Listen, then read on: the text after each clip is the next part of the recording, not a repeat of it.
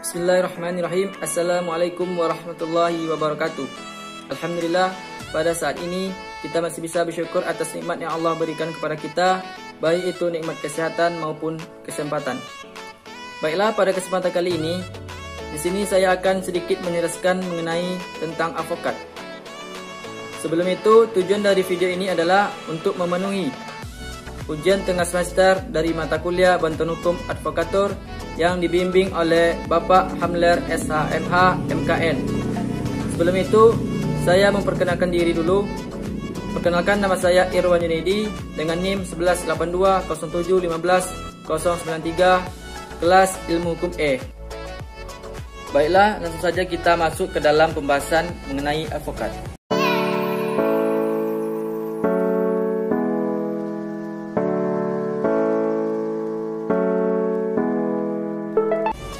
Sedikit saya jelaskan mengenai sejarah avokat. Secara nasional, cikal bakal organisasi avokat di Indonesia baru muncul pada tahun 1963 atau 18 tahun setelah kemerdekaan bangsa Indonesia.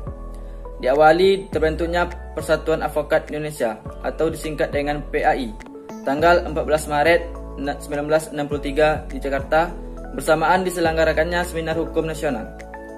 Meskipun dalam praktek profesi avokat telah ada di Indonesia dari Hindia Belanda, lebih kurang sejak 1 abad sebelumnya, yaitu saat mulai beroperasinya Raad van Justy en Landrat, lembaga peradilan yang dibentuk pemerintah kolonial Belanda, berdasarkan nomor 23 tentang yang sering disingkat dengan RO.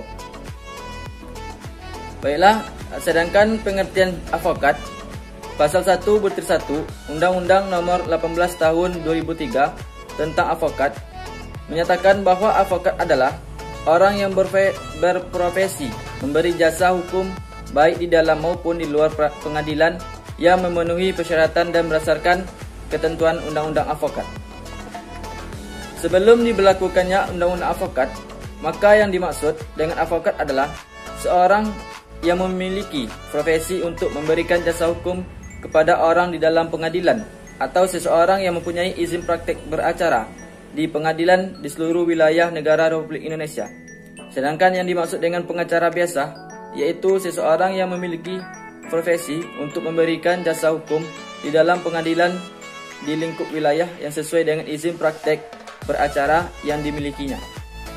Sehubungan dengan hal tersebut, apabila pengacara tersebut akan beracara di luar lingkup wilayah izin prakteknya tersebut di atas, maka ia harus meminta izin terlebih dahulu ke pengadilan di mana ia akan beracara.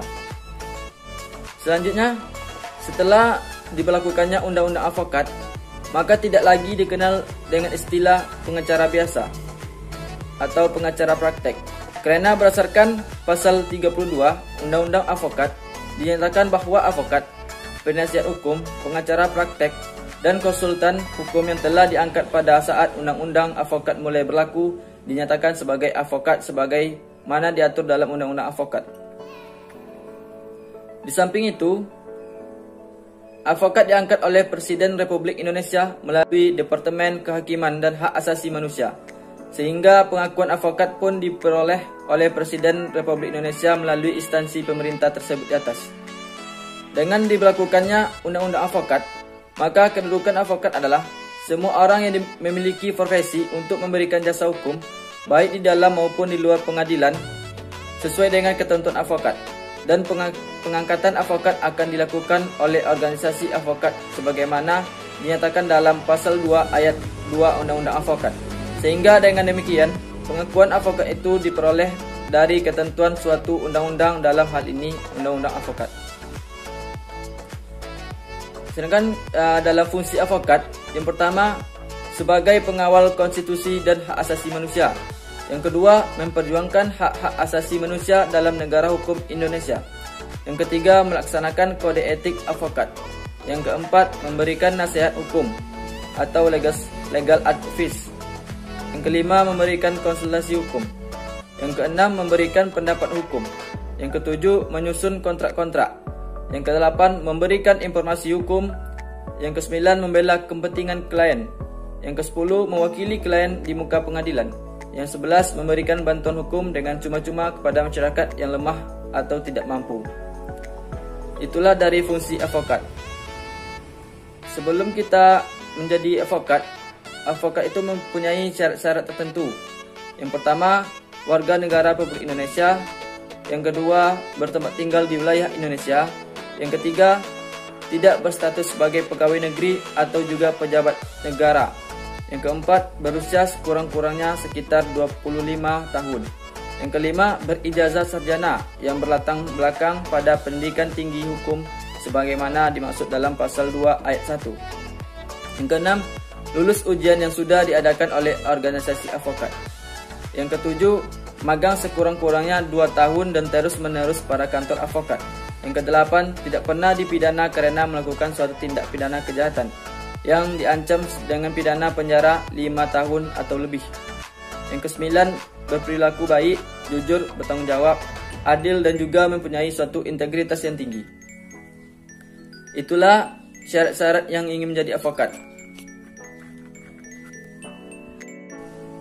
Baiklah, itu saja yang bisa saya sampaikan atau saya jelaskan mengenai tentang advokat.